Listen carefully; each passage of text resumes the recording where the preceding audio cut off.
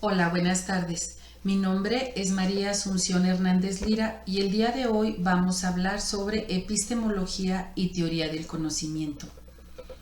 Esta actividad se encuentra enmarcada en la materia de epistemología de la educación con la asesoría del doctor Jorge García Estrada.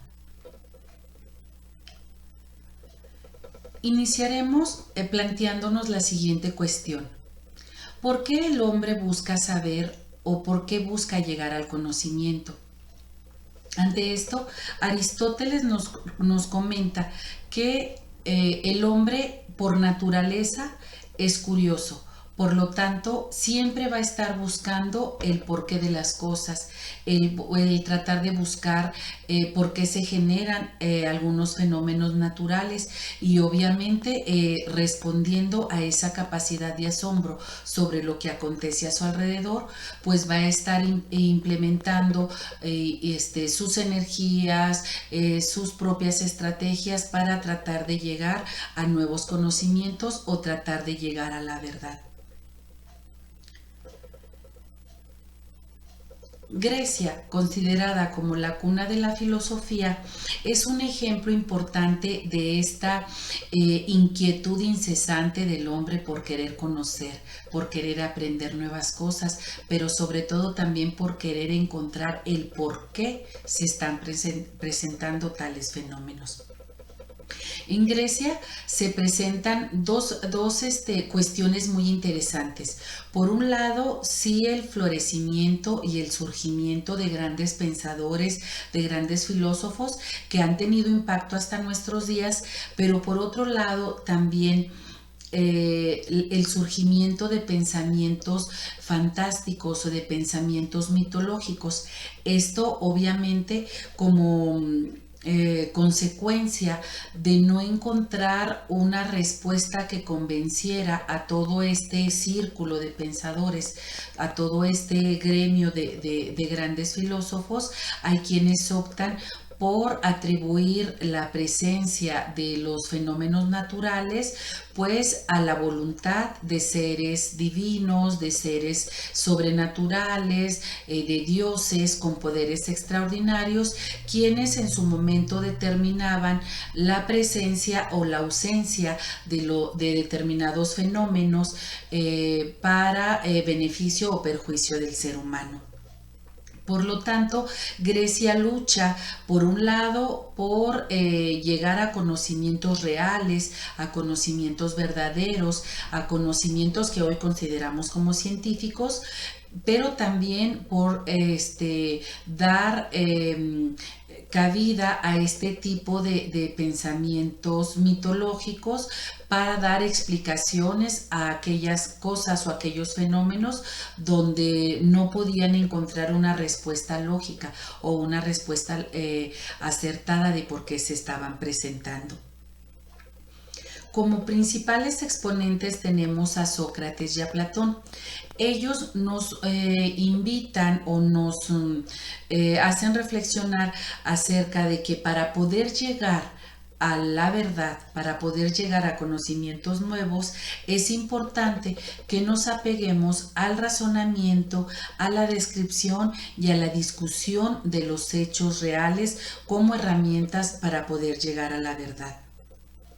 Dentro de las aportaciones filosóficas con mayor trascendencia hasta nuestros días, tenemos las siguientes. Obviamente quiero aclarar que hay más, pero en este momento solamente vamos a hacer mención de estos tres filósofos.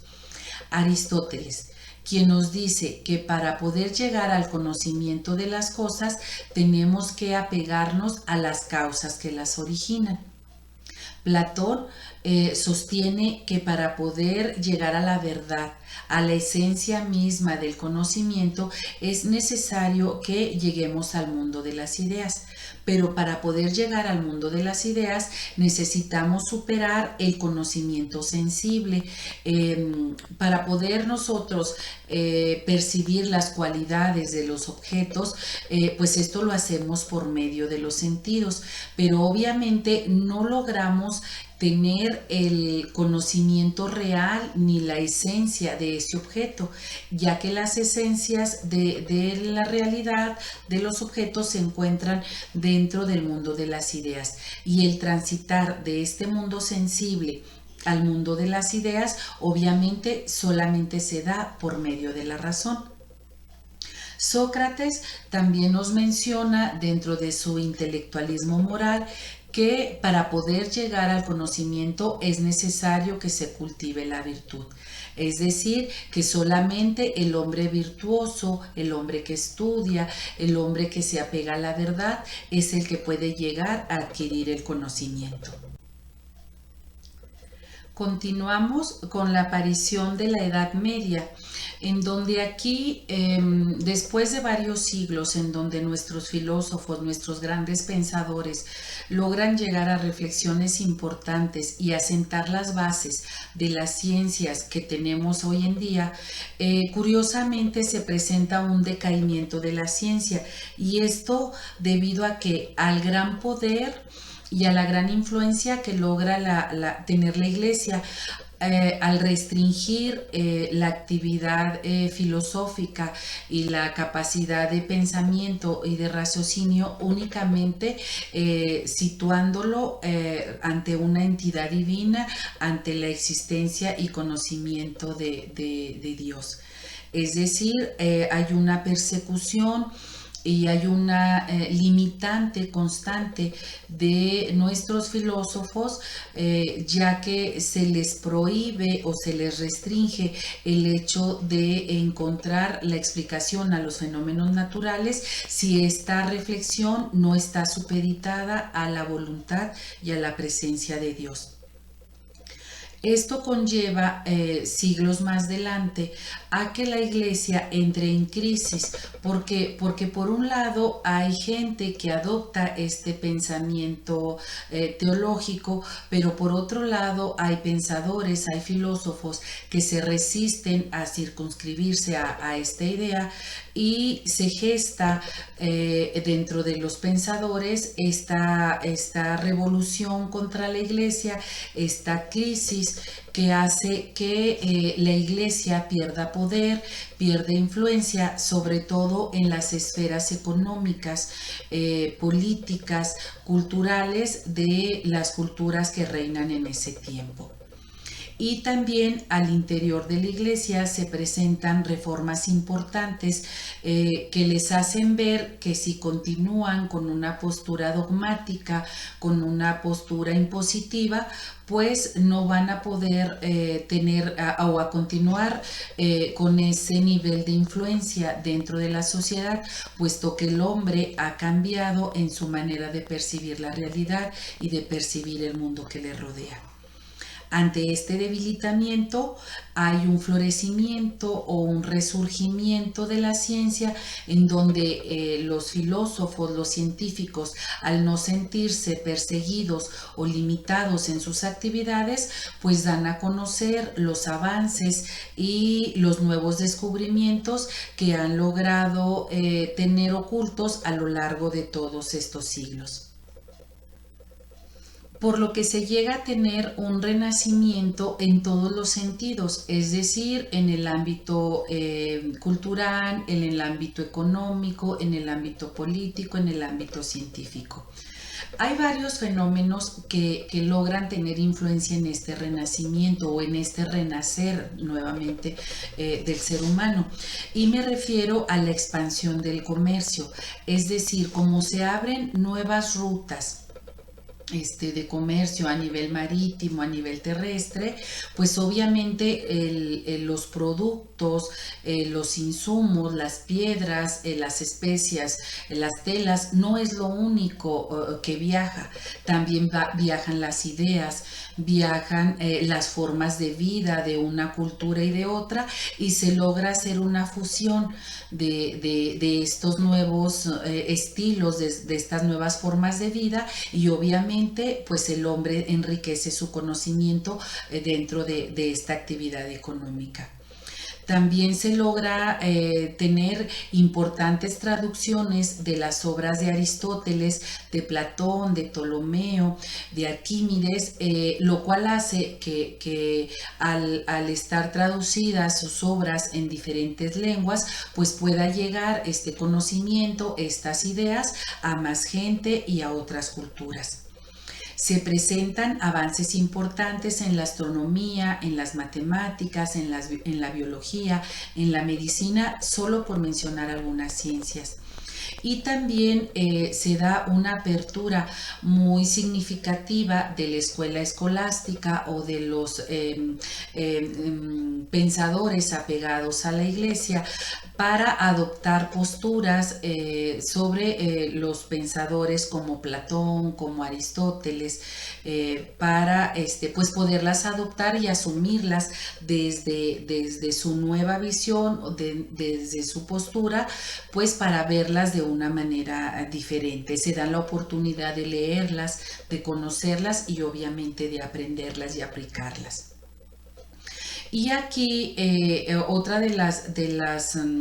condiciones que dan este resurgimiento, pues obviamente son las aportaciones que tiene Roger Bacon al método científico. Es decir, hasta este momento se considera que para poder llegar a la verdad, al conocimiento, es necesario que se pase por un periodo de observación, el poder generar hipótesis, es decir, posibles respuestas a estos fenómenos, el poder experimentar el fenómeno en sí, y la aportación que hace Bacon al método científico está identificada con la etapa de verificación. Es decir, él lleva un registro minucioso de todo lo que él observa, de todo lo que él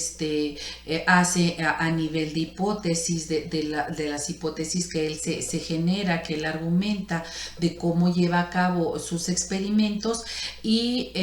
promueve el hecho de que otros científicos, de que otros pensadores, otros investigadores puedan verificar sus experimentos en otro momento, en otras culturas, para determinar si este fenómeno se puede replicar o se puede reproducir en otros contextos. Por lo tanto, la aportación que él hace al método científico sienta las bases para el método científico que conocemos nosotros ahorita en la actualidad.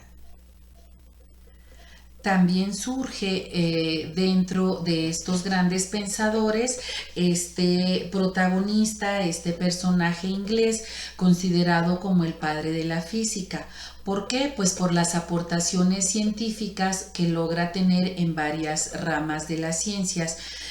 Lo cual hace que la ciencia o el método, la forma de hacer ciencia, pues se transforme hasta el método científico que conocemos el día de hoy. Y solamente para puntualizar y recordarles que Isaac Newton tiene grandes aportaciones dentro de la física, la mecánica, la óptica, la astronomía y las matemáticas, solo por mencionar algunas ciencias donde él tuvo un fuerte impacto.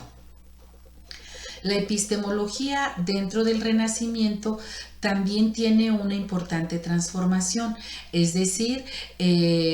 para poder tener, o se postula que para poder tener una aproximación al mundo físico, pues necesitamos apegarnos a un lenguaje aritmético, a un lenguaje matemático. La ciencia dentro de este periodo del Renacimiento es en realidad el comienzo de lo que hoy denominamos la ciencia moderna, y se busca llegar a la explicación de los fenómenos a partir de la razón y de la experimentación. Continuamos obviamente con los filósofos empiristas representados en la figura de Locke, Hume y Berkeley, quienes nos comentan que obviamente para llegar al conocimiento solamente se puede hacer por medio de la experiencia. Es decir, ellos niegan la idea o la teoría de las ideas innatas y se apegan a la idea de que la mente es una página en blanco. Tabula rasa, también conocida dentro de las traducciones que se hace de esta página en blanco, es una teoría que propone que cada individuo nace con la mente en blanco, con la mente vacía,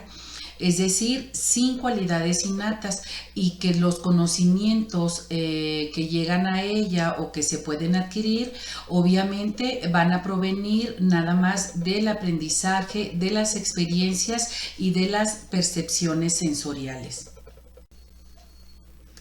Una vez que hemos abordado a esta postura empirista, continuamos con la postura del racionalismo o los racionalistas representados en la figura de Descartes, Spinoza, Leibniz, pero también de muchos grandes otros pensadores, quienes decían que para poder llegar al conocimiento era suficiente el uso de la razón. Ellos estaban en la idea, obviamente, o en la creencia de que el ser humano tenía ideas innatas, que al momento de nacer hay conocimientos, hay formas que ya estaban inherentes en la mente del ser humano, y que obviamente todo era cuestión de irlas recordando. Y el modelo al que ellos se apegan para poder justificar el uso de la razón, pues obviamente son las matemáticas. Pues es así como llegamos en este momento a lo que es la Edad Moderna, en donde a lo largo de todo este tiempo, todos estos pensadores, todos estos filósofos, todos estos revolucionarios de su época y de su tiempo, pues lograron cimentar las bases de grandes avances científicos en todas las áreas, lo reitero nuevamente, del quehacer humano. Tenemos también dentro de esta etapa de la Edad Moderna muchos fenómenos y eventos que se suscitaron a lo largo de ese periodo histórico. Por un lado, el descubrimiento de América, las grandes aventuras que logra tener Cristóbal Colón y todos los demás navegantes que le precedieron, abren el comercio de manera antes poco pensada. Los avances científicos a nivel de navegación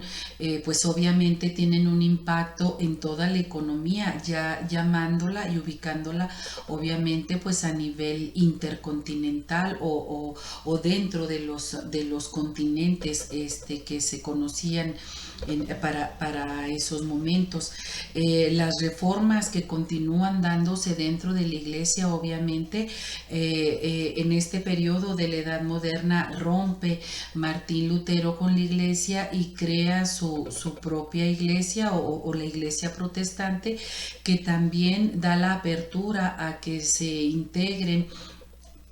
o se fortalezcan nuevas áreas y nuevos conocimientos dentro del área científica, dentro del área también de la teología. Y finalmente se llega en esta Edad Moderna a la época o a la temporada de la Ilustración,